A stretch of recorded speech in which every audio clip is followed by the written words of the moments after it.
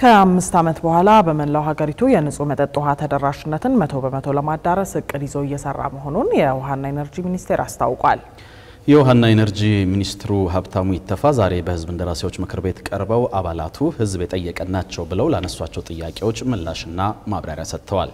ሚኒስትሩ በዚሁ ጊዜ የውሃ ፕሮጀክቶች ከፍተኛ ገንዘብ ስለሚፈልጉ ክልሎች ትኩረት ሰጥተው ድጋፍ ሊያደርጉ ይገባል ብለዋል። ኤርሚያስ በጋሻው ተጨማሪ ያለው የህዝብ እንደራሴዎች ምክር ቤት በአሰራርና በአባላት ስነ ምግባር ደንቡ መሰረት ያስፈጻሚው አካላት የሥራ ኃላፊዎችን ጠርቶ ማብራሪያ የሚፈልጉ ጥያቄዎችን የሚሰነዝርበት ምላሽም የሚያደምጥበት አሰራር አለው። በዚሁ መሰረት ዛሬ ምክር ቤቱ ባካሄደው 32ኛ መደበኛ ስብሰባው የውሃና ኢነርጂ ሚኒስትሩ ሀብታሙ ኢተፋ በምክር ቤቱ ተገኝተው ከህዝብ እንደራሴዎች ለቀረቡላቸው ጥያቄዎች ምላሽና ማብራሪያ ሰጥተዋል። በርካታ የህዝብ እንደራሴዎች በየተመረጡባቸው አካባቢዎች ያሉ በተለይ የንጹህ መጠጥ ውሃ ችግሮችን አንስተዋል። ታሪካዊና የቱሪስት መዳረሻ የሆነችው እናትዋ ጎንደር ከፍተኛ የመጠጥ ውሃ ችግር ያለባት በመሆኑ ህዝቦቿ ውሃ እየተጠሙ ነው። ሽፋኑም እጅግ ዝቅተኛ 21% ላይ ነው። በገጠሩም ሽፋኑ በጣም አነስተኛ ነው።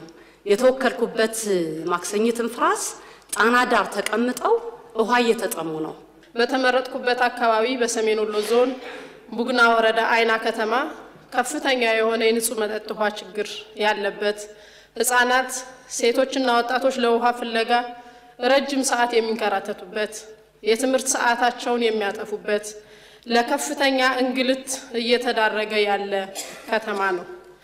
በአባባል እዚህ ከተማ ላይ ከውሃ ዘይት ይረክሳል ይላል ማህበረሰቡ። የይርጋ ጨፌ ከተማ ንጹህ የመጠጥ ውሃ የለው። ወናጎ ከተማም ንጹህ የመጠጥ ውሃ የለው። ለነዚህ ከተሞች ከዛሬ 30 ዓመት በፊት የተቆፈረላቸው የውሃ ጉድጓዶች ውሃ ማመንጨት አቁመው ለከፍተኛ የውሃ እጥረት የተዳረጉ ከተሞች ናቸው። እኔ የተመረጥኩበት የሻሸመኔ ከተማ አስተዳደር በአሁኑ ጊዜ በሪጂዮ ደረጃ ተደራጀ በመሆኑ ብዛት ያላቸው የገጠር ቀበሌዎች ወደ ሪጂዮ ተቀላቀሉ ከመሆኑም ባሻገር ከተማ በፍጥነት እያደገ ቢሆንም ከውሃ ተደራሽነት አኳያ በቂና ዘላቂ ድጋፍ ባለመገኘታቸው ለችግር ተጋልጠናል ህብረተሰቡ ይላል። ሚኒስትሩ ሀብታሙ ኢተፋ ሚኒስቴር መስሪያ ቤታቸው እንደ ሀገር ኢትዮጵያ ያላትን የገጸ ምድርና የከርሰ ምድር ውሃ ሀብት የተመለከተ ጥናት ማድረጉን ገልጸዋል። በህዝብ እንደራሴዎች የቀረቡ የንጹህ መጠጥ ውሃ አቅርቦት ችግሮችንም ለየአካባቢው ከበጀት እስከ ጸጥታ ችግር ምክንያታቸውን በተናጠል እየጠቀሱ ምላሽ ሰጥተዋል። እንደው ለመሆኑ ግን የውሃ ማማ በምትባል የውሃ ሀብት ችግር በሌለባት ሀገር የንጹህ መጠጥ ውሃ አቅርቦት ሙሉ በሙሉ የሚዳረሰው መቼ ይሆን ለሚለው ይህን ነበር የመለሱት። 100% መቼ ይደርሳል?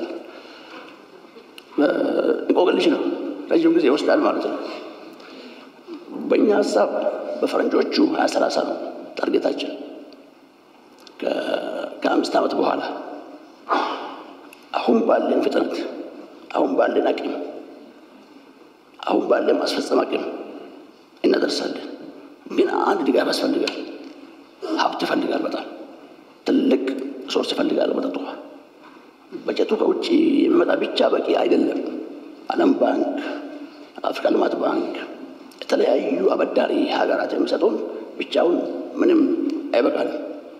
ስለዚህ የክልል መንግስታት ከተሞቻችን በእያንዳንዱ ከተማ ውስጥ ለኮብልስቶን ቅድሚያ እንደሚሰጡ፣ ለሸጥ ቅድሚያ እንደሚሰጡ ለውሃ ሊሰጡ ይገባል። የኃይል ተደራሽነት ሌላኛው ከህዝብ እንደራሴዎች የቀረበ ጥያቄ ነበር። ሚኒስትሩ ምላሽ ሲሰጡ የኃይል ተደራሽነት ጥያቄ አሁንም በህዝብ በስፋት የሚነሳ ጥያቄ መሆኑን ተናግረዋል። በተቋማቸው አማካይነትም ከማዕከላዊ የኃይል ቋት እንዲሁም ከዚህ ውጭም ኃይል እንዲያገኙ የተደረጉ አካባቢዎችን ጠቅሰው ነው ምላሽ የሰጡት። ከዋና ግሪድ ሲስተም በሚያመች ቦታ በሙሉ ሞክረናል። በጣም ጥሩ ስራዎችን ለመስራት ሞክረናል። እንደ ሀገር እስካሁን ያለው የደንበኛ ቁጥር በእንቆጥር 5.16 ሚሊዮን ነው።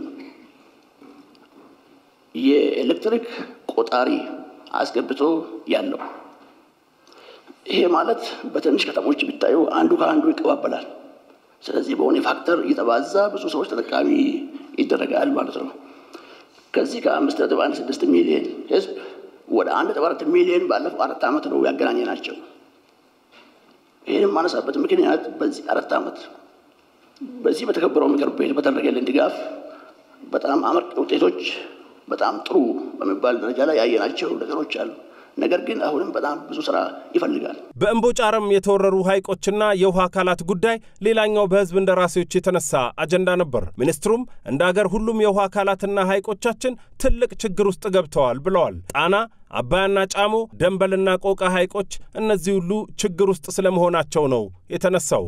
እምቦጭ በሰው እጅ እየወጣ መልሶ እዚያው እየተስፋፋ ፈተና የሆነበትን ሁኔታም አንስተዋል። ባቱ ከተማ በሚገኘው የዳንበል ሐይቅ ያለውን መልካም ልምድ በመጠቀም ግን ሚኒስቴር መስሪያ ቤቱ ያቀደውን አብራርተዋል። ባቱ ላይ ጥሩ ተሞክሮ አለ።